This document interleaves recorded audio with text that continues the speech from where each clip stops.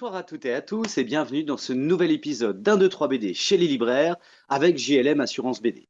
Alors ce soir, je vous propose qu'on aille faire un petit tour à Paris dans une librairie maintenant qu'on connaît bien, qui est la Planète Dessin de Jérôme. Allez, on va retrouver Jérôme.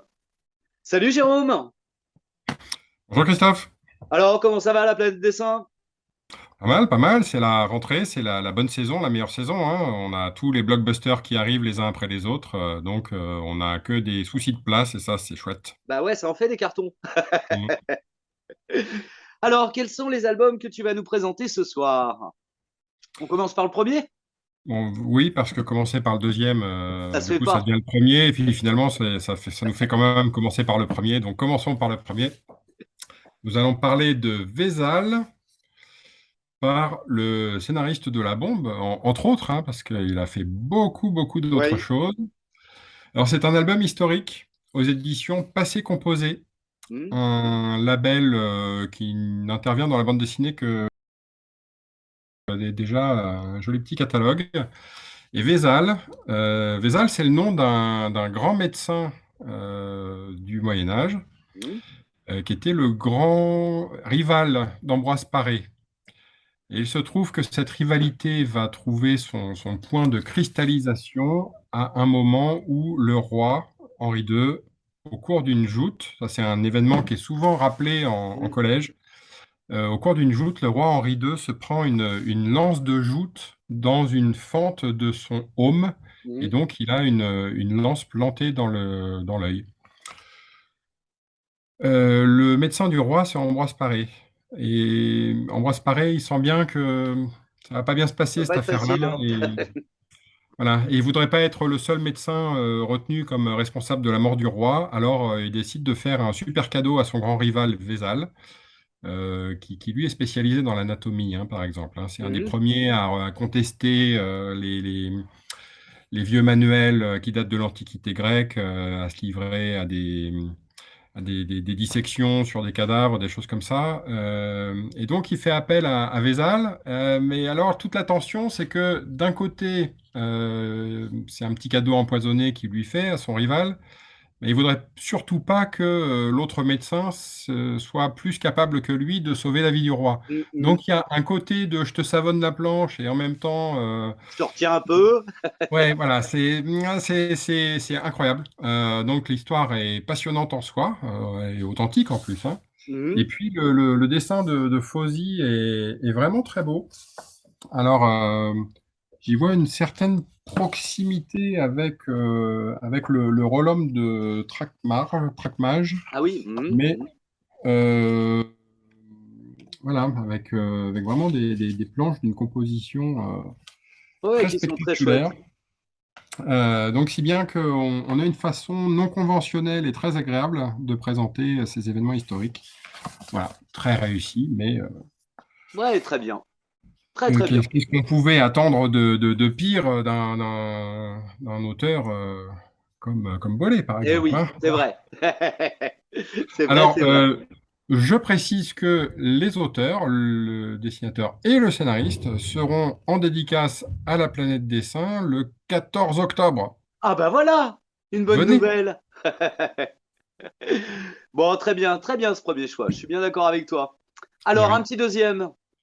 Alors, on change complètement de continent alors c'est le premier tome d'une trilogie qui s'appelle Box, Mhm. paru au Lézard Noir, d'un auteur qu'on croyait disparu, hein, Daijiro Morohoshi.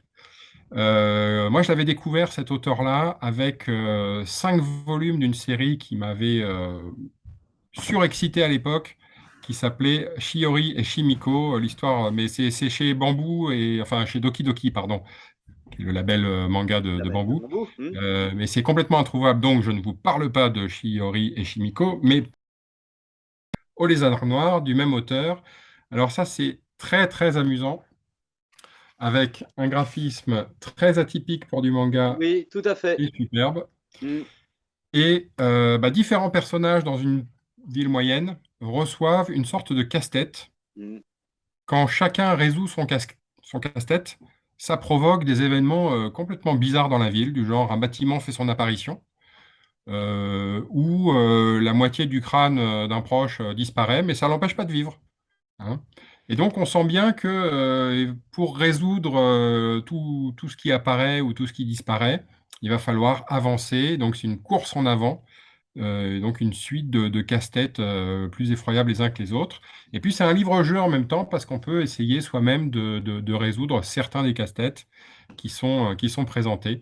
Voilà, avec une atmosphère entre le grotesque un peu drôle et l'horreur. Enfin, on est aux limites de ce que les Japonais aiment vraiment bien.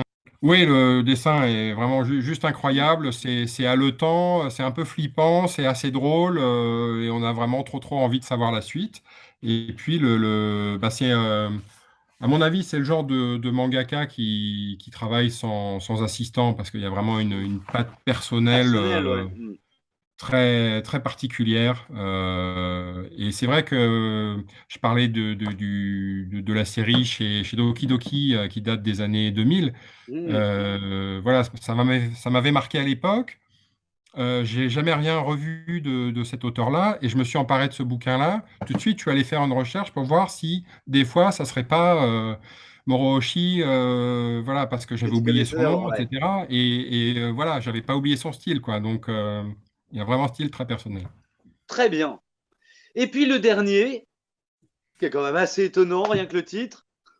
Eh bien, tout est dans le titre même, mais c'est un album forcément très cher à la planète Dessin, puisque c'est le livre de notre ancienne collègue Maybelline, qui est restée presque 3 ans à la planète Dessin, hein, 2 ans en apprentissage, et puis elle a fait des extras en tant que libraire titulaire. Mm. Mais c'est une jeune femme qui, avant de faire des études de librairie, avait fait des études en bande dessinée à Bruxelles.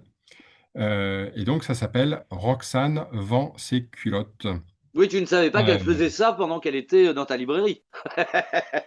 Eh bien, écoute, il se trouve qu'au cours d'une dédicace, un fidèle parmi les clients, et comme ça par pure provocation: «Alors c'est vrai, on peut vous acheter vos culottes?» Et elle a répondu: Bah non,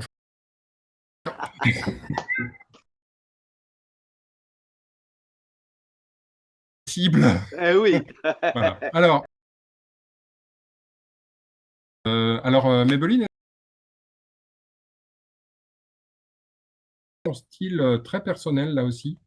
Mhm. Donc c'est vraiment elle. Et son travail avait été remarqué puisque les 30 premières pages de cet album avaient fait l'objet d'une parution dans la prestigieuse revue Nicole des éditions Cornelius. Ah oui. Ce n'est pas rien quand même, hein. Eh Donc, oui. on ne Mhm. publie pas n'importe qui chez Nicole. Donc voilà, le bouquin de Roxane il est super. De Roxane, de Maybelline. Femme qui pourra arrondir ses fins de mois, tout simplement, et vend ses C'est sous-vêtements lingerie. à des fétichistes, ce qui va lui faire rencontrer un certain nombre de gens avec des attentes, des revendications un peu particulières. Donc, c'est assez marrant et croustillant. Voilà. Mhm.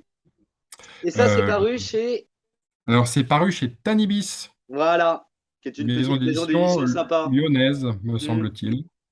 Voilà. Et pareil, alors, c'est pareil, la couverture est satinée. De la vie même de l'autrice, c'est doux comme une fesse. Voilà, Ah bah alors, que demander de mieux? voilà. Mais Jérôme, écoute, je te remercie pour ces trois titres et on finit en beauté. Mm, absolument. Et j'invite donc téléspectatrices et téléspectateurs à se précipiter, non pas à vendre leurs culottes sur Internet, mais à venir acheter ces trois titres à la Planète Dessin. Exactement. Très bonne idée. Jérôme, à très bientôt, je te remercie. À bientôt. Allez, salut! Ciao, ciao.